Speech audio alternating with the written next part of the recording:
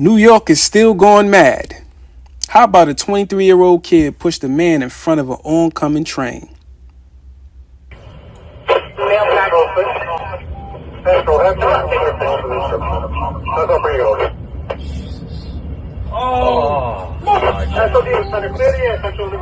That young man deserves all the punishment coming to him. Every New Yorker can assure you, as soon as we get on that platform, that's the first thought. Like a motherfucker bet not. Unfortunately, on this day, a motherfucker did. But by God's grace, my boy got his life. So God bless him. And I know everything started off all grim, all dark so far. But I want to leave y'all with this. I know we opened the year with all this crazy shit going on, but I want you to know, God woke you up today, and somebody loves you.